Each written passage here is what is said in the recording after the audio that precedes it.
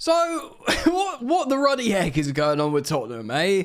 Tottenham, angry Big Ange, really happy at some points, well, most notably the one point where he was lifting the Europa League trophy. To his credit, he has put out one of the coldest statements in one-liners in Premier League history, or footballing history. It's up there with, you can't win anything with kids. It's up there with, I am the special one. Maybe not quite special one, but it kind of sits at the table of these sort of like, when you bring up these one-liners, I always win trophies in my second season, which sounds a bit weak in isolation, but when you add context of the history of the Tottenham and, the floundering of Tottenham Hotspur, it was cold AF for Ange to win the Europa League, and Tottenham are somehow going to be playing Champions League football next season. But let's be real, my friends, ladies and gentlemen, they finished one place above the relegation zone in the Premier League. And in the end, despite all their early goal scoring, they did have a minus goal difference. That's right, 17th in the Premier League. The biggest and potentially best, not the biggest, but potentially the best stadium in the Premier League. Amazing, facilities, a really expensively assembled team. Maybe like the 6th highest wage bill, but incredible players, and 17th. Now, whatever context, look, to cite and reference one of my favourite podcasts, The Football Ramble, they did say it's such a, I think it was Luke Moore said, it's such a unique scenario where literally, like, the Tottenham manager is literally like pretending the Premier League doesn't exist because they won the Europa League. It's a great achievement, the Europa League. I'm going to say it very briefly. Look at their run to the final and look at who they played in the final. It was turgid opposition. I'm only going to say that once because who gives a ruddy so-and-so? They won it.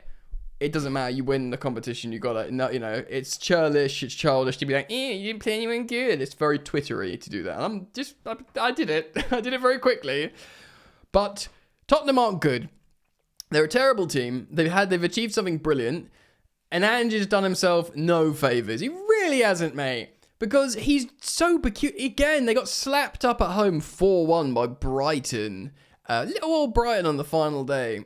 And someone asked him, a post-match interviewer, journalist, said, how do you, rate the season? Like, a really normal question. You got really chippy, like, it's brilliant, it's good. Like, it's so strange how he's genuinely, like, can't see it, la la la la la, can't see it, 17th in the Premier League, what are you talking about? That doesn't exist, look at this trophy, la la la, fine, that's good, I can see that, that's very nice. But how about this mass demonstration of the elite league you belong to that represents actually how good you are as a team? Yeah, the one when you're just above the relegation zone. That one, mate.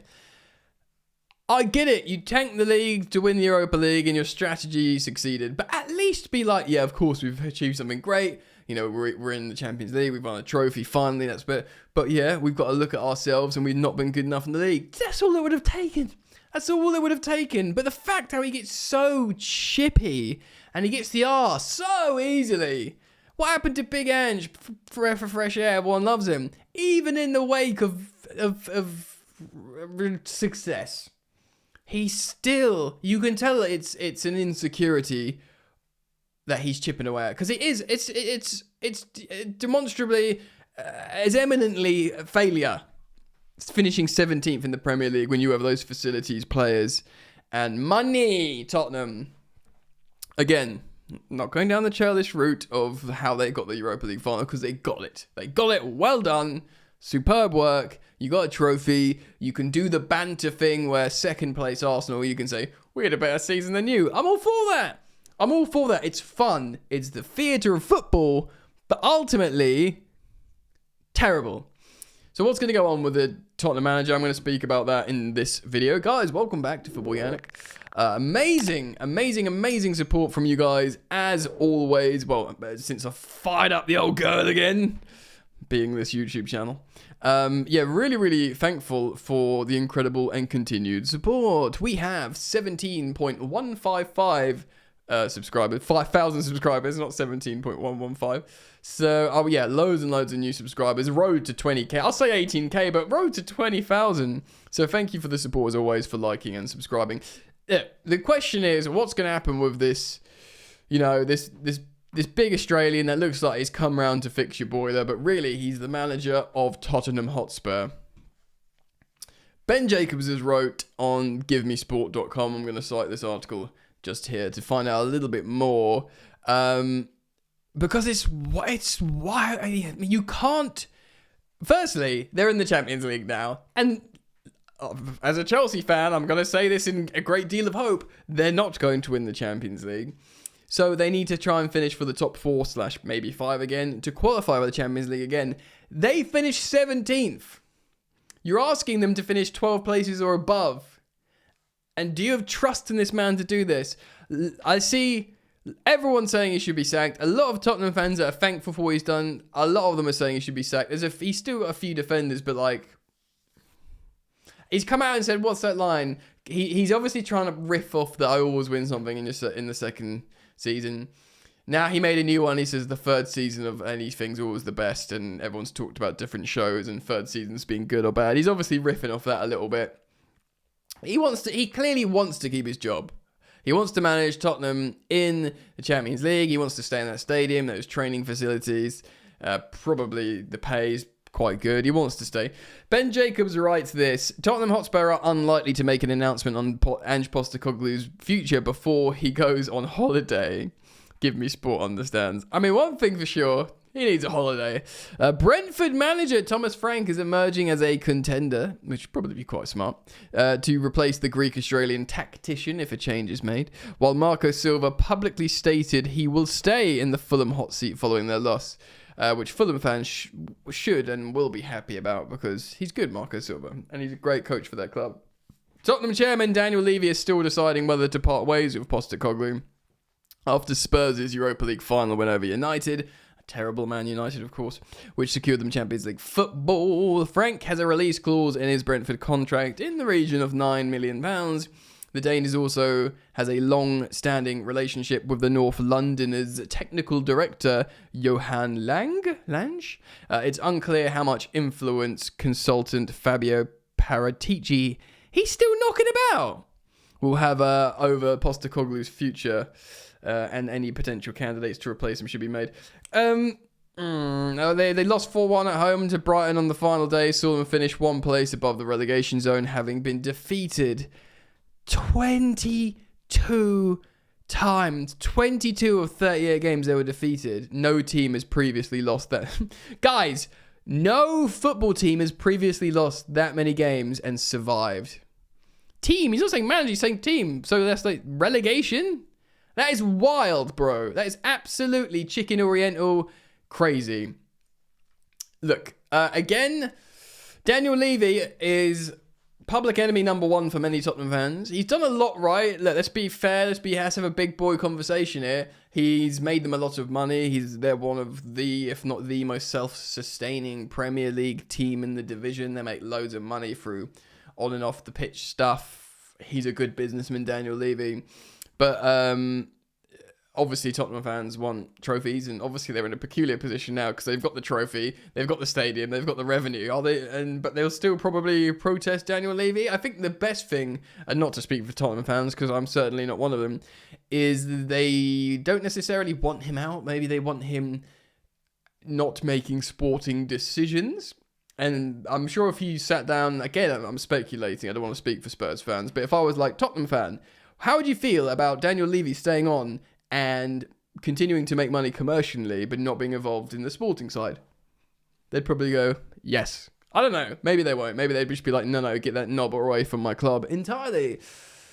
But, again, to cite partly inspiration for this video, they've said on Football Ramble when talking about this, I never want to regurgitate an opinion that's not my own and present it as my own. But I did find it interesting when they said using Daniel Levy, using Ange Postecoglou as a sort of shield, a human shield for his own failures, it's sporting failures for Tottenham with that underachievement. Well, we've got a manager here who's just tanking the league and looking bad, and he can get all the headlines basically. I mean, he's gotta go, isn't he? Like, surely, because the way, I mean, he's gotta go. Apart from his start last season where everything was coming up and he's like, let him dream, mate, to, it's just who we are, mate, to, oh, you can't see. He's so chippy. He's so miserable. He hates being asked legitimate questions by the media. Like, Ange, why do you think it's been really disappointing results? Well, if you can't see that, man, you're fine. It's just like he feels insulted by just regular questions when his team is having a miserably, historically bad season. And his dogmatic, philosophical way of playing football, it's just who we are, mate. We won't change how we play, mate. That.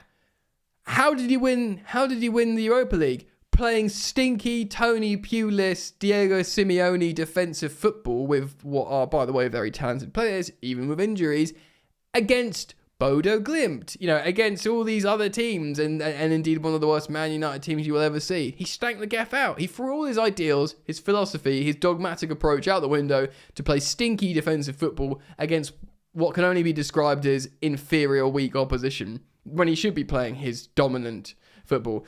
Now, it's pointless criticising because he got the job done. And Tottenham fans will be eternally thankful, but I'm just highlighting what happened here. So when it comes to his football, indeed, if that is still his football, or is he just turned into vintage Tony Pulis now forever, or Sam Allardyce, or pick your poison, do you know what I mean? I think it's crazy how he's been considered to stay on. I think he can mic drop now and be like, yeah, I've broke the curse. I said the cold line. I got you the trophy. I got you Champions League football. People will remember me positively. Because you can see him being kept on here, it being a complete Erik ten Hag situation after winning the FA Cup against City. Incorrect decision to keep him.